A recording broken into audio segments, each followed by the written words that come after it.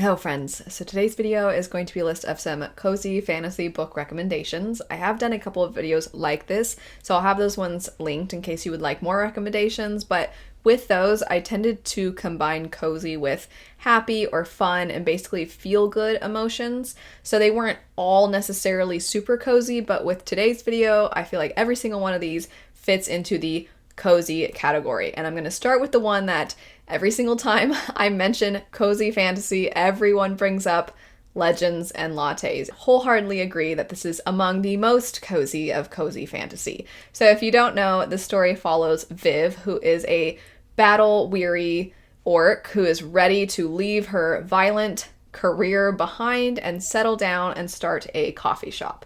And this is a story that essentially is taking our very well-known sword and sorcery type of setting, and then it is placing within it a contemporary story. So you do get the fantasy creatures. Like I said, Viv herself is an orc, but now you're kind of tying in a lot of different fantasy people like elves and such, and then you're combining that with a very real, very kind of intimate and relatable sort of story. You're following this character who is just pursuing their dreams of starting this cafe, and they are willing to put in the work, but they want to do something for themselves. They want to work towards something they are proud of. They don't like their past. They don't like the life that they have lived really that much. They don't have any pride in it, but they want to build something that they can be proud of, that they can feel accomplishment in. And that is something I think so many of us can relate to. Maybe not the bloody past necessarily, but just you're going with the motions and you finally are ready to do something for it yourself. And then for anybody that loves coffee or anybody that loves cafe, this is like a love letter to coffee. And I'm not really a coffee drinker, but this book made me want to go to cafes. I was like, I should just leave my house and go to a cafe more often and read there. And it made me hungry when they talk about cinnamon rolls. I was like, oh, what are you doing to me? I want a cinnamon roll so bad now. And I mean, that's obviously a talent of the writers, because a lot of times in doing stories or in doing videos about stories that are atmospheric, you usually are like, oh, for example, the Catherine Arden series, I'm totally spacing on the name of it. What is it called? The Bear and the Nightingale.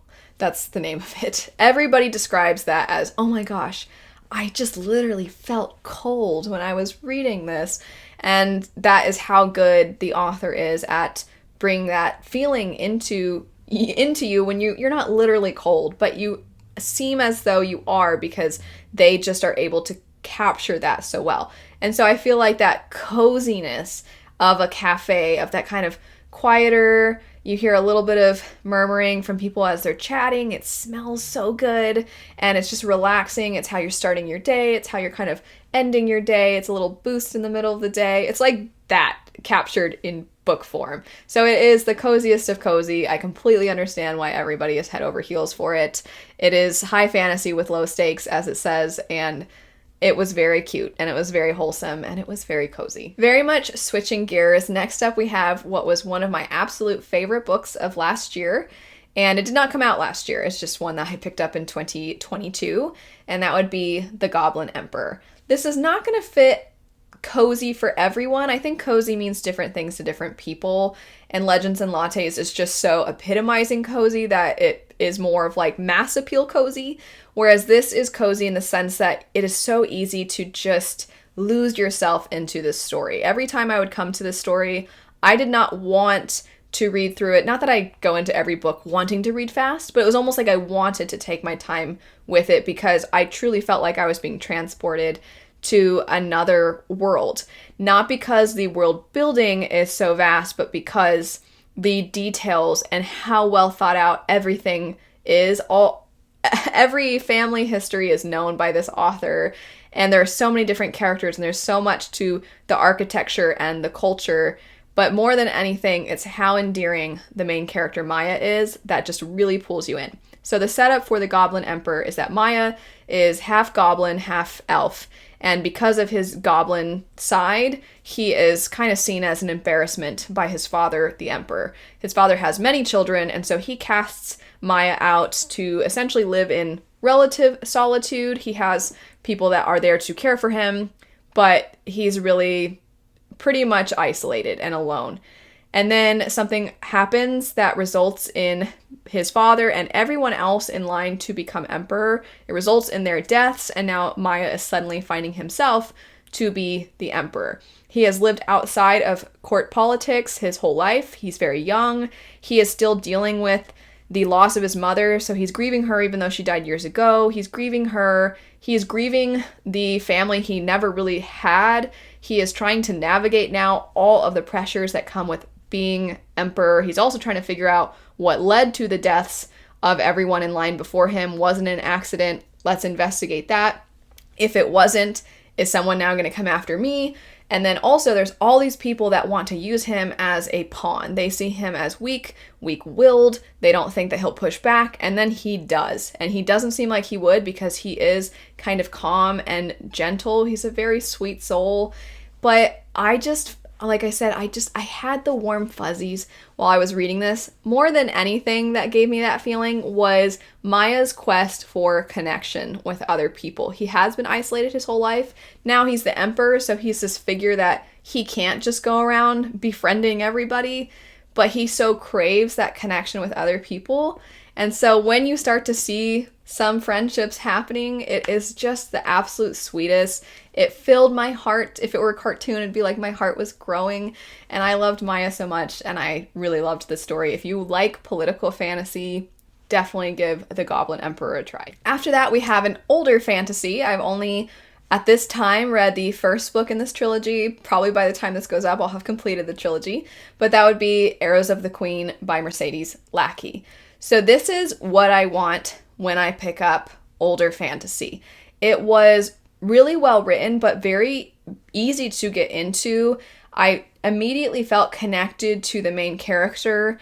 I really loved the emphasis, and I was not expecting this, but the emphasis on essentially embracing your emotions, and the fact that it's okay for you to cry, or the fact that you have gone through something traumatic and that is not acceptable, and people making you feel welcome. And it's kind of what I was talking about with Goblin Emperor, of just people wanting to be there for each other, creating healthy relationships. And this isn't, I'm not even referring to romance, because I feel like that's what most people think when they hear relationships, but just friendships, and from mentor to mentee type of relationships, and even just an elderly person connecting with a young person, which was just the most wholesome relationship in the book. And then animal companions.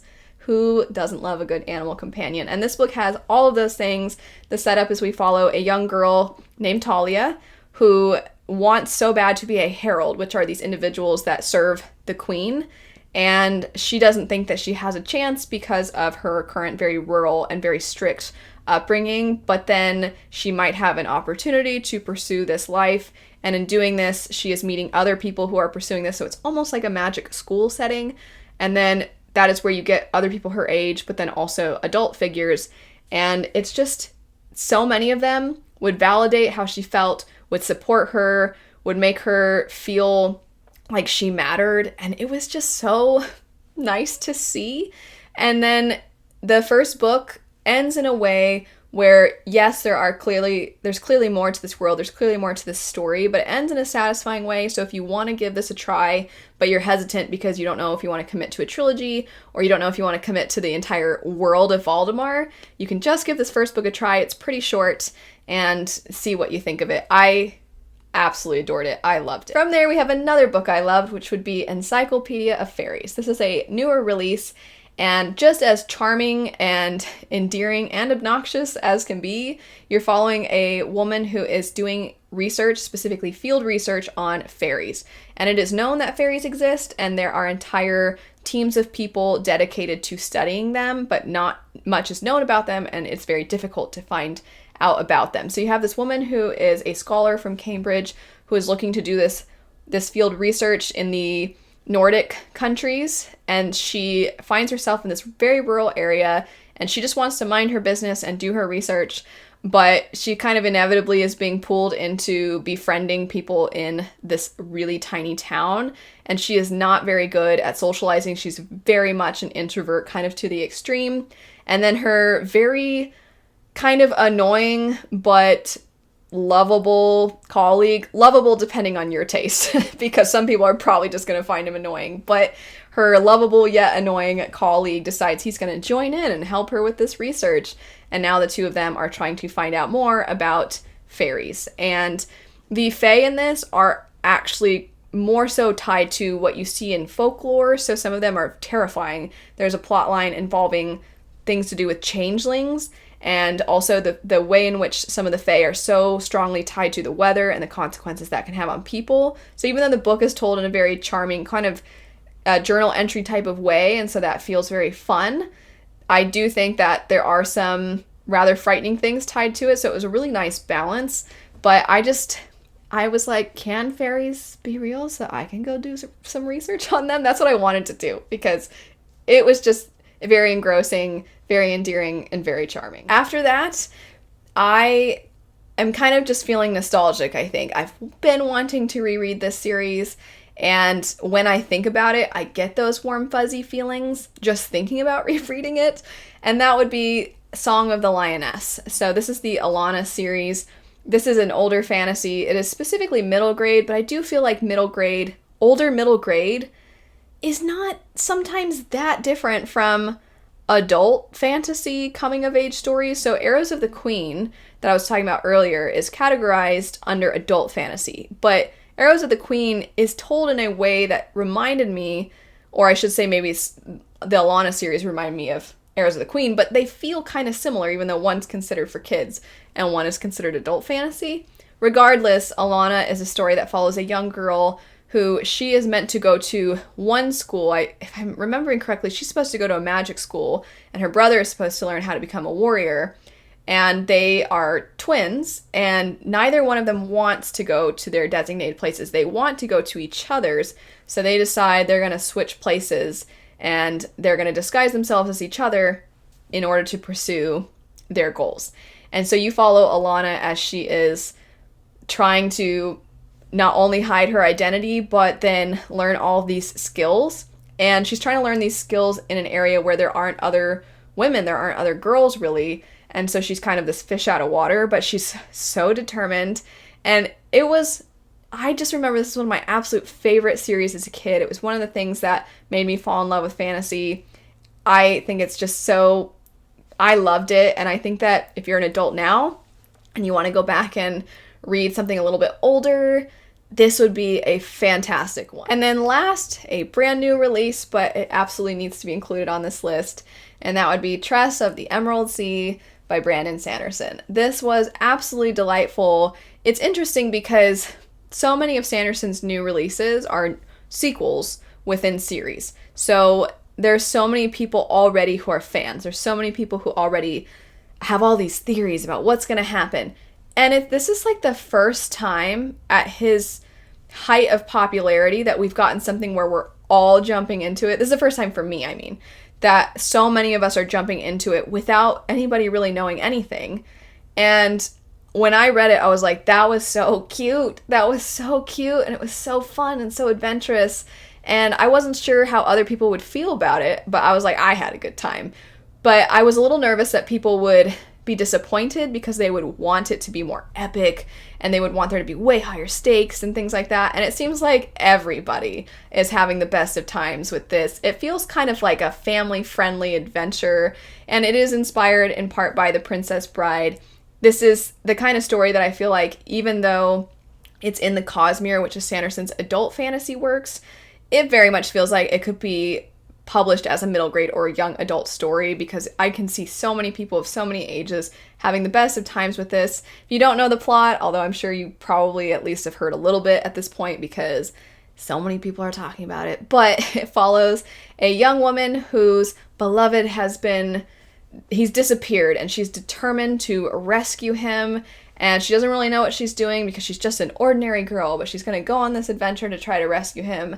And she has to use her wits and her cleverness to get her through this. And it is very adventurous. It's kind of a seafaring story, but the sea is not really the kind of ocean that we're accustomed to. So it's got your typical interesting sci fantasy world building that Sanderson is known for. The magic is interesting. but it is just it's a delightful, fun story.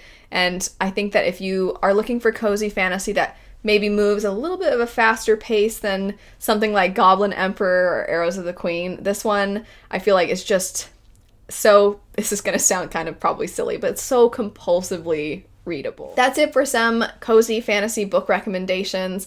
Of course, let me know what your recommendations would be. And like I said, I have other videos that talk about other fun and cozy types of stories, so I'll have those linked. But anyway, thanks so much for watching. I hope you have a lovely rest of your day, and I'll see you later. Bye.